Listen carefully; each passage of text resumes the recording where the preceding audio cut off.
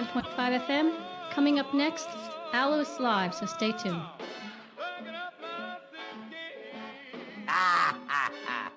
Oh, yeah. Yeah, my mother's favorite son. Here I am. Yeah, still around. Come on, let him know we're here. Oh, yeah. I'm here. Have no fear. Big Al is here. Oh, yeah. Oh. Every day. Had the blues. Had the blues. Every day. Every day. Day. Every day. Every day. Never had the blues. Oh. Day. Yeah. Yeah.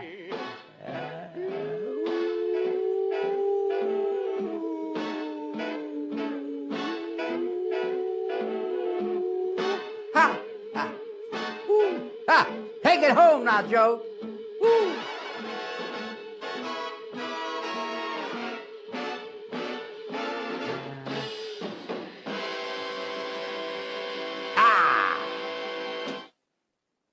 Good afternoon, Buenos tardes.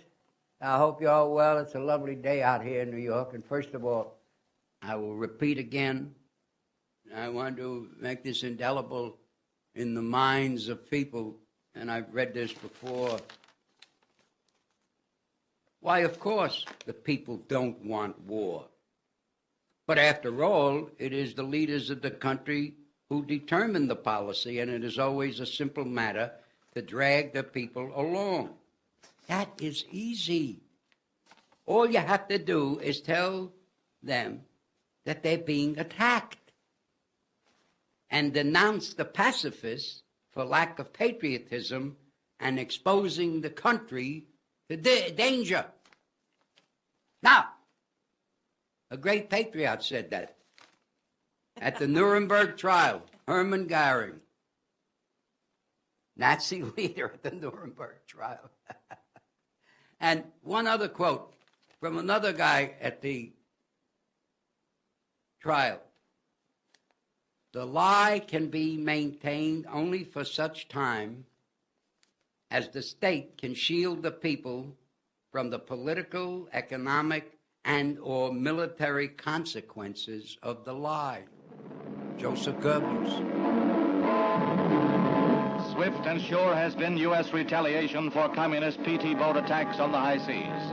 This is the Maddox, one of the two destroyers that were attacked while patrolling international waters in the Gulf of Tonkin near North Vietnam. Warplanes from two carriers, the Ticonderoga and the Constellation, avenged the unwarranted red assault with 64 sorties to North Vietnam PT bases. 25 boats, more than half the fleet, were destroyed. The Pentagon said 2 pilots were lost. One was reported to be a prisoner of the Reds. The U.S. sorties were launched for one purpose, as a warning to the communists that unprovoked attacks will bring prompt response.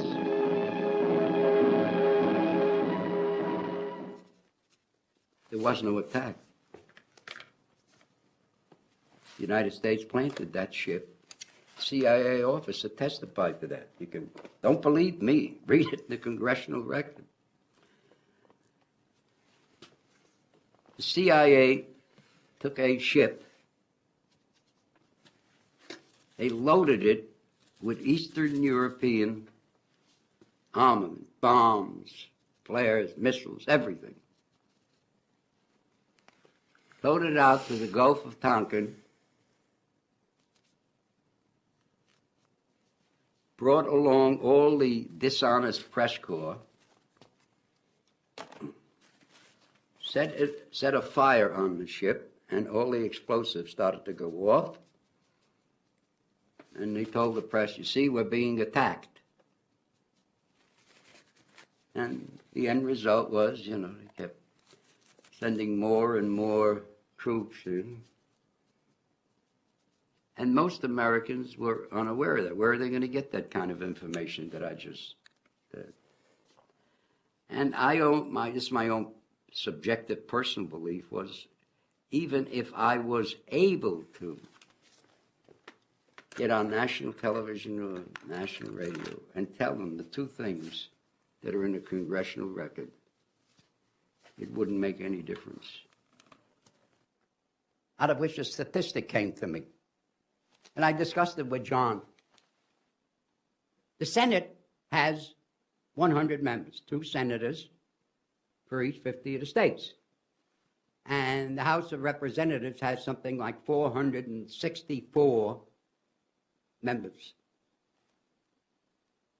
Does anybody know that during the Vietnam War, not one of their sons or daughters fought in the Army, Navy, Marine Corps, or Air Corps? Not one! Not one! Bubis Americana goes to the war, 58,000 guys are dead. Now, bring it up to the present. Service, George W. Bush, war avoided. Dick Cheney, none. John Ashcroft, none. Donald Rumsfeld, none. Tom DeLay, the exterminator from Texas, none. Bill O'Reilly, that piece of crap, none. None. Paul Wolfowitz, the big hawk, none. Zero. Zero. They can march behind the 500 odd in Vietnam. Yeah, none. I mean, how long is, it's like, you can fool all of the people some of the time. My question is, John, I give this to you. When does some of the time end? When is it over?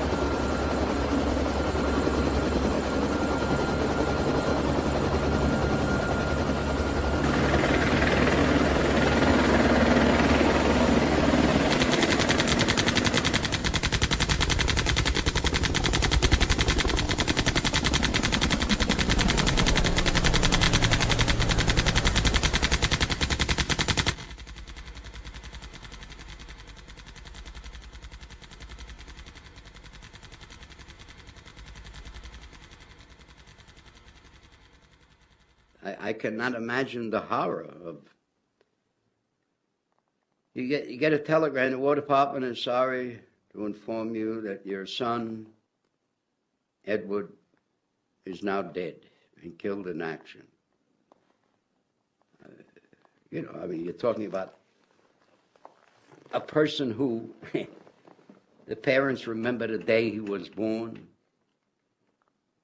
the day they fed him, they diapered him, he was growing up. He had ambitions, he had desires, he had hopes. Now all he's got is 6 feet of earth on top of him.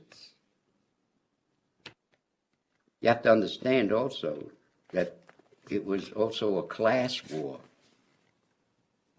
Students who could afford college got deferments, didn't go. Who went? Minorities, blacks, Hispanics, poor whites, in the Southwest, Appalachia. They were the cannon fodder, as they have been in every single war.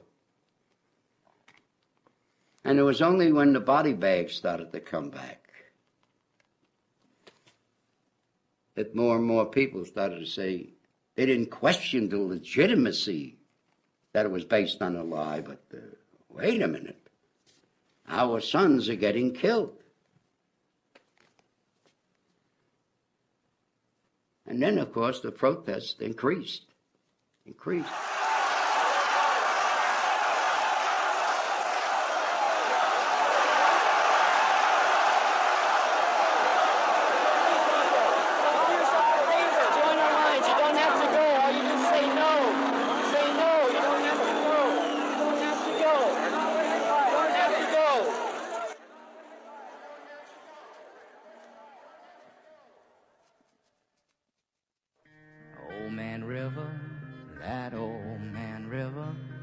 He must know something, but he don't say nothing.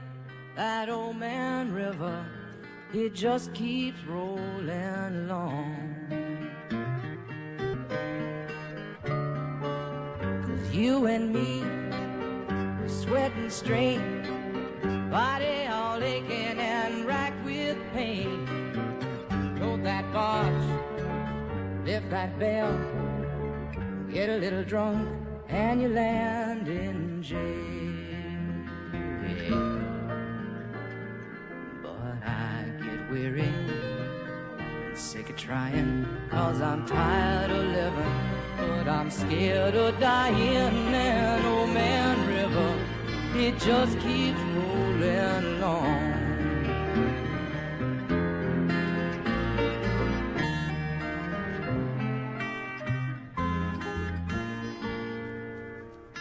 I never lost hope. I didn't get burned out. I have to tell you a story about protesting and what it does. Our youngest son is a professor in college in San Antonio. When he was teaching at the University of Kentucky, there was a demonstration in Washington, D.C. about the possible invasion of Afghanistan. So he decided to go to be one of the protesters.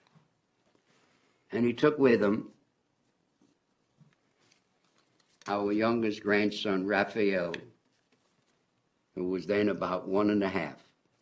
And a lady came over to my son, Paul, and said, you know, gee, that's a wonderful thing. You're taking this young man. And he said, lady, let me tell you something. That's third generation. During the Vietnam War, my father carried me in demonstrations in Los Angeles on his shoulders. That's it. Yeah, it's starting to develop, Scott, you know? Yeah. Starting to develop. So what I'm doing is, right now I've laid down a little bit of foundation to give you that gray, battleship gray kind of look. Yeah. But the one thing you haven't done is made me look younger. If I had the secret to that, I'd be a billionaire. I'm carrying a little bit of resentment that you haven't made me look younger, you know? Yeah.